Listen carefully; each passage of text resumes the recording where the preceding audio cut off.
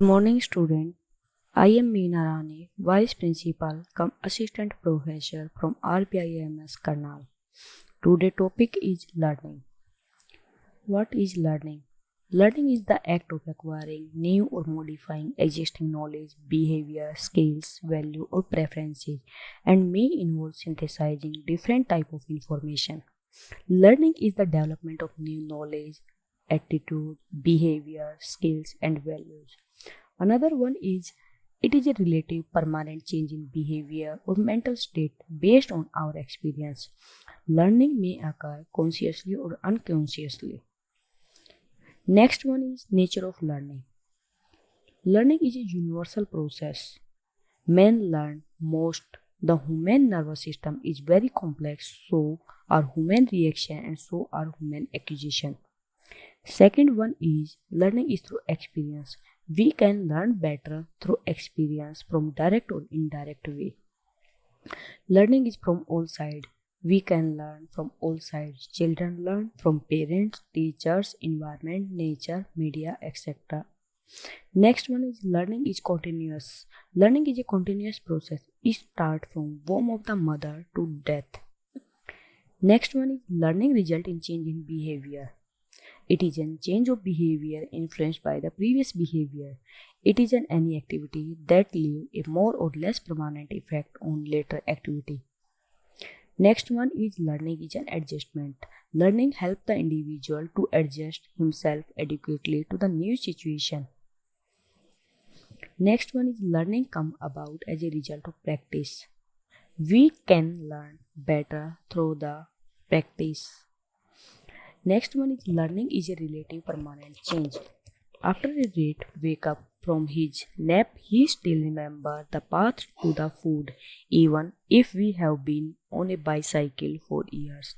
In just a few minutes practice, we can be quite proficient again. Learning adds growth and development. It is never ending growth and development. At the reach stage, the learner acquired new vision of his further growth and new ideas of achievement in the direct of his efforts. Next one is learning is not directly observable. We cannot observe learning through the direct process. We can observe learning through practices, performance and activities, etc. Next is type of learning.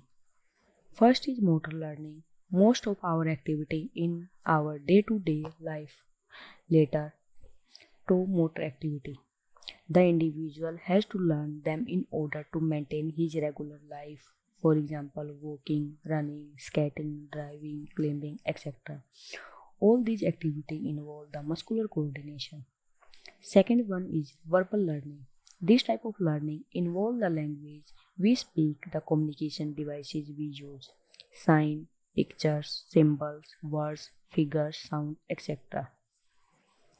Third one is concept learning.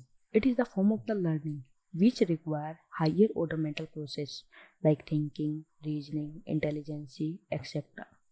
We learn different concepts from childhood. For example, when we see a dog and attach the term dog, we learn that the word dog refers to a particular animal. Next one is discrimination learning. Learning to differentiate between stimuli and showing an appropriate response to these stimuli is called discrimination learning. For example, sound horn of different vehicles like bus, car, ambulance, etc. Next is learning of principles. Individuals learn certain principles related to science, mathematics, grammar, etc.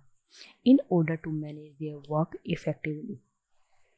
These principles always show the relationship between two or more concepts. Next is problem solving learning. This is a higher order learning process. This learning requires the use of cognitive ability such as thinking, reasoning, observation, imagination, and generalization, etc. This is very useful to overcome difficult problems encountered by the people. Next is attitude learning. Attitude is a predisposition which determines and directs our behavior. We develop different attitudes from our childhood about the people, object, and everything we know. Our behavior may be positive or negative depending upon our attitude.